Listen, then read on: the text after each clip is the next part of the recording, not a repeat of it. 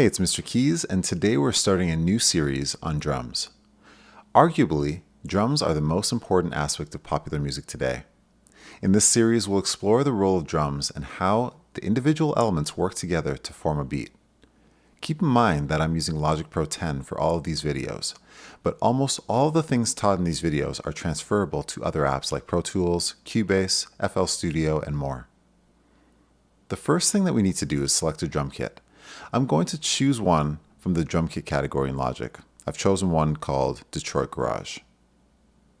There are two drum kit categories in Logic.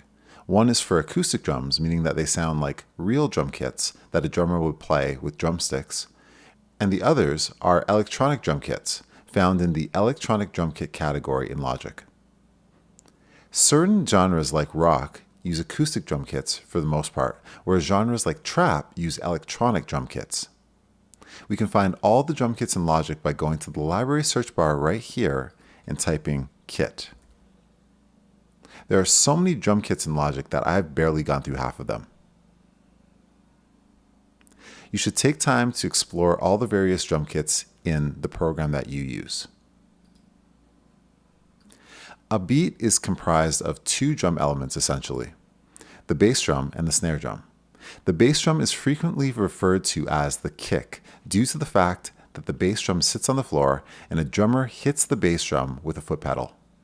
I'm using a 49 key keyboard, and the bass drum is the lowest note on this keyboard, found right here. The lowest note is called C1. The bass drum makes a very low sound. Right beside it is another type of drum called the snare drum. It occurs in two places in most drum kits, on D1, which is right here, and on E1, which is right here. The snare drum has a higher pitch than the bass drum. Let's turn on the metronome. I'm going to set the speed to 100. 100 basically means that the metronome is going to tick 100 times in 1 minute. So it would tick 100 times after 60 seconds. If I set it to 60, it will tick 60 times per second. And it's slower.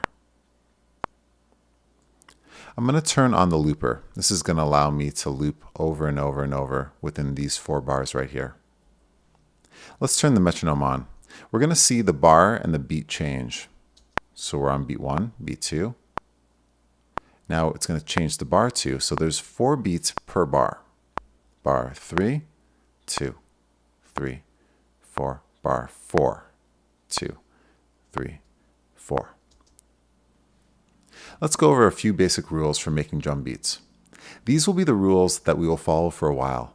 As always, rules can be broken, but you usually need to understand why you're breaking them before you break them. Let's go through the rules.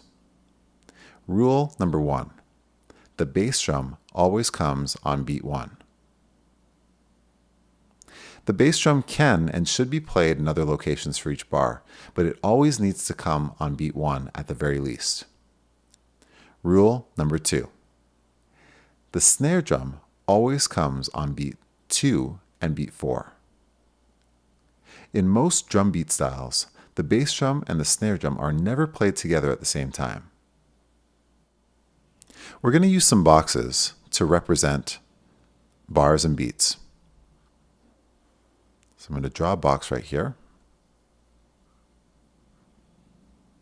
This is beat 1, beat 2, beat 3, and beat 4.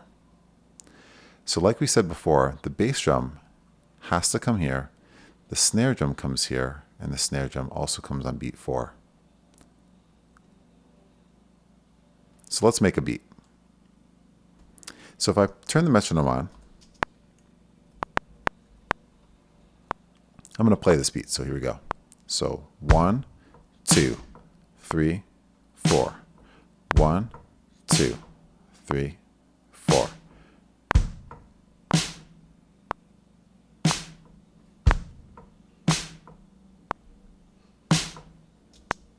All right, now in this style of creating a beat, we really only have one empty spot. It's on beat 3.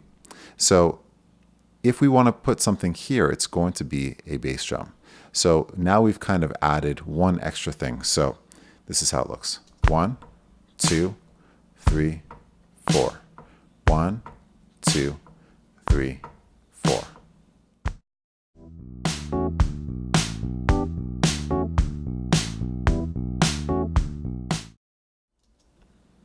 Now it's obvious that drum beats can be a lot more complicated than this, but this is where we're going to start for today.